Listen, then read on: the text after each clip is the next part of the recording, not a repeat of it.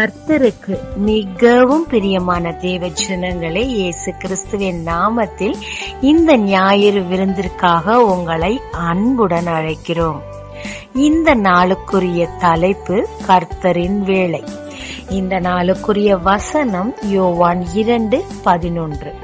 தம்முடைய மகிமையை வெளிப்படுத்தினார். கட்டளை வசனம் 5, அவர் உங்களுக்கு என்ன சொல்கிறாரோ அதன்படி செய்யுங்க. கர்த்தர் அவரை நம்முடைய வாழ்க்கையில மகிமைப்படுத்தினார்னு வச்சுக்கோங்களேன், நம்ம நிந்த மாறும், வறுமை மாறும், ஊரே நம்மளை பத்தி பேசும், எல்லாரும் நம்மிடத்தில் விசுவாசம் வைப்பார்கள், நம் மூலம் கர்த்தரிடத்திலும் விசுவாசம் வைப்பார்கள். அதற்கு என்ன செய்வது? அவர் சொல்றபடி நம்ம கேட்க வேண்டியதுதாங்க. இன்னைக்கு ஞாயிறு விருந்து மட்டுமல்ல, ஒரு கல்யாண விருந்தை பத்தி தான் நம்ம பார்க்க போறோம்.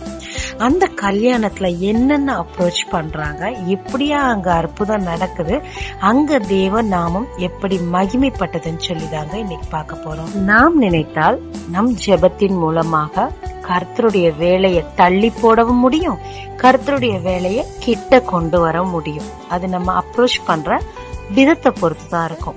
தேவனுடைய இருதயம் நம்மிடத்தில் என்ன எதிர்பார்க்குது, என்ன ஜெபிக்கணும்ன்றத நம்ம புரிஞ்சுக்கிட்டாலே கர்த்தரோட உறவு கொள்றதும் ஈஸி, நம்மளுடைய வாழ்க்கையில் அற்புதங்கள் நடக்குதும் அவர் நாம மகிமைப்படுறதும் ரொம்ப இலகுவான காரியங்க. மரியாள் தேவனிடத்தில் வந்து ரொம்ப பெரிய டைலாக்ஸ் எல்லாம் நிறைய பேசலாங்க. ஒரே வார்த்தை தான், திராட்சை ரசம் இல்லை, அவ்வளவுதான். இவங்க எதிர்பார்ப்பு என்ன, இவங்க என்ன கேட்க வர்றாங்கன்னு ஏசப்பாக்கு இம்மீடியட்டா புரிஞ்சு, ஸ்திரீயே அப்படின்னு சொல்லி, எனக்கும் உனக்கும் என்ன, என் வேலை இன்னும் வரவில்லை. அதாவது இந்த உலகத்துல நீங்க எனக்கு தாயாவே இருந்தாலும் கர்த்தருடைய அற்புத அடையாளங்களா அவருடைய வேலையில தான் என்னால செய்ய முடியும்னு சொல்லி சொல்றாரு. ஒருவேளை பிற்காலத்துல அவங்கள மக்கள் வணங்குவாங்கன்னு தெரிஞ்சதுனாலயோ என்னமோ அவங்க ஒரு சாதாரண ஒரு நல்ல மனுஷங்கிறதுக்காக இந்த பதம் இங்க உபயோகப்படுத்தப்பட்டிருக்கலாம். ஆனா இந்த அம்மாவை குறிச்சு நான் ரொம்ப ஆச்சரியப்படுற விஷயம், என் மகன் செஞ்சிடுவா அப்படின்ற ஒரு உரிமை பாராட்டல.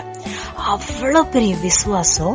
ஏன்னா அவங்க வயிற்றுல இருக்கும் போது தேவன் இவங்க குறிச்சு சொன்ன தீர்க்க தரிசனம் அப்படியே நம்புறாங்க. நம்புறபடினால இவங்க பாட்டுல அவர் உங்களுக்கு என்ன சொல்றாரோ அதை செய்யுங்கன்னு வேலைக்காரர்களுக்கு சொல்லிட்டு அவங்க பாட்டுல போயிடுறாங்க. இங்க 2 விஷயம் இருக்குங்க. ஒண்ணு, வேலை வரல, ஆனா வேதம் சொல்லுது உன் தாயும் தகப்பனையும் கனம் பண்ணுவாயாகன்னு.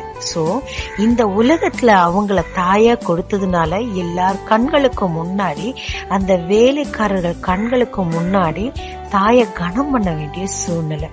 பிதாவானவரும் அவருடைய வேலையை குறுக்கி கொண்டு வந்து அவர் கையில கொடுத்து அற்புதத்தை செய்ய அனுமதிக்கிறாருங்க. இவரும் அடுத்த வார்த்தை எதுவுமே பேசல. வேலைக்காரர்களை பார்த்து இந்த கற்சாடி எல்லாம் தண்ணிய நிரப்புங்க அப்படின்னு சொல்றாரு. அந்த வேலைக்காரர்களும் தண்ணி எதுக்கு, ஏன், ஒன்னும் கேள்வி கேட்கல, அப்படியே நிரப்புறாங்க. இவரும் ரொம்ப பெரிய ஜெபம்லாம் பண்ணல, மனசுக்குள்ள ஜெபிக்கிறாரு. தண்ணி எடுத்து எல்லாருக்கும் கொடுங்கன்றாங்க. வேலைக்காரர்களுக்கு ஒன்னும் புரியலனாலும் எதுக்குன்னு கேள்வி கேட்காம அந்த தண்ணிய கொண்டு கொடுக்கறாங்க. நடந்தது என்ன, அந்த தண்ணி மிகவும் ருசிகரமான திராட்சை ரசமா மாறிட்டு, எந்த அளவுனா முதல்ல அவங்க குடிச்ச திராட்சை ரசத்தை விட மிகவும் சுவை மிகுந்ததா இருக்குது. அந்த இடத்துல தேவனுடைய மகிமை வெளிப்பட்டது. அது நிமித்தமாக சுற்றி இருப்பவர்களும் சீஷர்களும் அவரிடத்தில் விசுவாசம் வைத்தார்கள். பிதாவின் நாமமும் மகிமைப்பட்டது. ஆமாங்க, இதன் மூலம் நாம் தெரிஞ்சு கொள்றது என்னன்னா, பிதாவின் நாமம் நம் வாழ்க்கையில் மகிமைப்பட்டா எல்லாரும் அவரையும் விசுவாசிப்பாங்க, நமக்கும் போதிய கனம் கிடைக்கும். அதுக்கு நம்ம செய்ய வேண்டிய சிம்பிளான விஷயம், அவர் என்ன செய்ய சொல்றாரோ அதை நம்ம வாழ்க்கையில செய்ய வேண்டியதுதாங்க. எசேக்கியேலுக்கு 15 வருஷம் ஆண்டவர் கூட்டி கொடுத்தார். ஏன்னா அவருடைய நீதியை ஆண்டவருக்கு நினைப்பூட்டி சரியான முறையில தேவன் எதிர்பார்க்கும் விதமாக தன்னை தாழ்த்தி ஜெபித்தார். அவருடைய நாட்கள் 15 வருடம் கூடிற்று. இங்க மரியாளும் கூட தேவனை விசுவாசித்து அவர் சொல்றத செய்யுங்கன்னு சொன்னப்ப இங்க வேலை குறுகி அவர் கையில வந்து நின்றுச்சு. ஆமாங்க, நம்முடைய வாழ்க்கையில தேவன் ஒரு வேலையை கட்டளையிட்டு இருந்தார்னா அதை கிட்ட கொண்டு வரதும் தூரத்துல கொண்டு போய் வைக்கிறதும் நம்ம விசுவாசத்தை பொறுத்துதாங்க இருக்குது.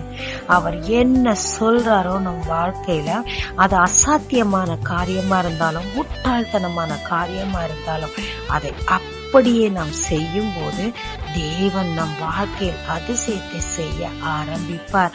நம் மூலம் அவர் நாம மகிமைப்படுறதும் இல்லாம நமக்கும் ஒரு கனமான வாழ்க்கைய தருவாருங்க. தேவனுடைய சொற்படி நடப்போம், அதிசயமான ருசிகரமான வாழ்க்கையை அனுபவிப்போங்க. ஜெபிக்கலாமாங்க. தேவரே, 4 நாள்ல போய் சேர வேண்டிய கானானுக்கு 40 வருஷம் நடந்த மாதிரி என்னுடைய வாழ்க்கையில் நீர் தந்த வாக்கு தத்தங்களும் அநேக நேரத்துல தள்ளிட்டு போயிட்டு இருக்குப்பா. உம்முடைய வேலையை நானே என் அவிவிசுவாசத்தினால சூழ்நிலை கைதியா இருக்கிறனால தள்ளி போட்டுட்டு இருக்கேன்ப்பா. என்ன மன்னியும் ஆண்டவரே. உம் சொற்படி நடந்து உம் வேலையை கிட்ட கொண்டு வந்து உம் ஆசீர்வாதங்களை அனுபவிப்பதோடு மட்டுமல்லாம என் வாழ்வில் உம் நாமம் மகிமைப்படவும் என் மூலம் அநேகர் உம்மை ஏற்றுக்கொள்ள கிருபை தாரும். இயேசு மூலம் பிதாவே, ஆமென். இயேசு கிறிஸ்துவின் நாமத்தில் இந்த நாளில் உங்களை ஆசீர்வதிக்கும் ஜீசஸ் விஷன்.